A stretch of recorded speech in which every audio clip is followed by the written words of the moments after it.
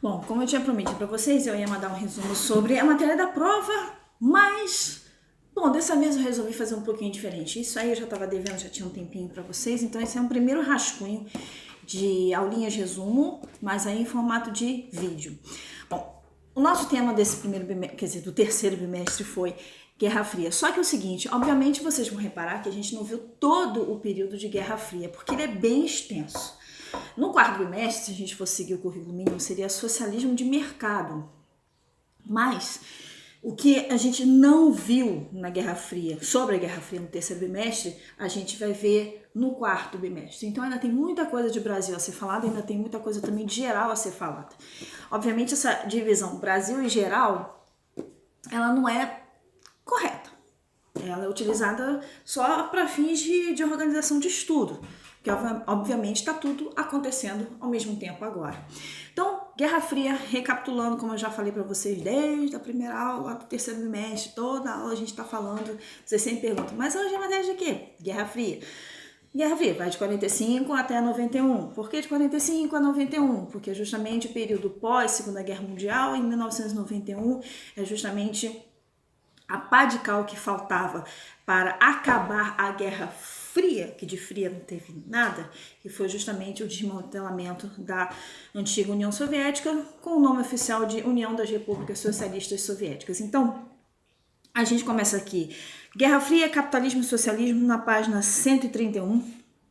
Então, essa entrada aqui que eu falei para vocês está logo na abertura do capítulo. Fala também aqui na abertura do capítulo como foi na década de 50 o início da corrida espacial e justamente a rivalidade entre Estados Unidos e a União Soviética. Então, até mesmo no espaço havia uma grande rivalidade entre as duas potências mundiais que dividiram o mundo, bipolarizaram as relações políticas, ideológicas, comerciais, até mesmo culturais no mundo.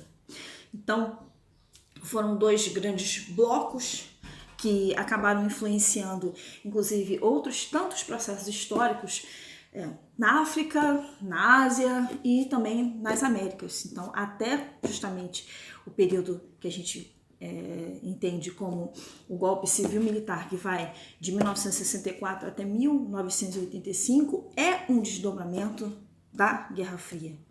É um processo que está, inclusive, inserido dentro da conjuntura da Guerra Fria. Outros processos também, como a independência da Índia, e a Índia que justamente se transforma em dois outros países, a Índia e o Paquistão. Também teve todo o processo de independência de ex-colônias do continente africano, também toda uma mudança de geopolítica de fronteiras que ocorreu na Ásia.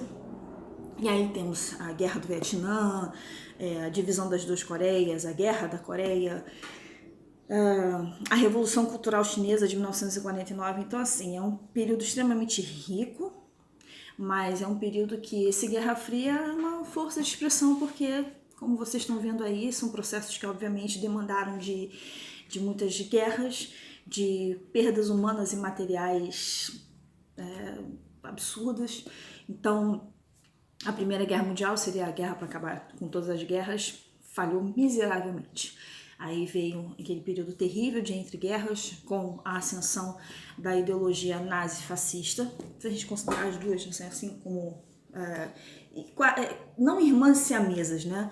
Mas uma irmã um pouquinho mais velha que a outra, e essas duas ideologias juntas acabaram, inclusive, alimentando o conflito da Segunda Guerra Mundial. E depois da Segunda Guerra Mundial, o mundo acabou conhecendo outros tantos conflitos que, infelizmente, só recrudesceram toda uma situação de bipolarização entre Estados Unidos e União Soviética.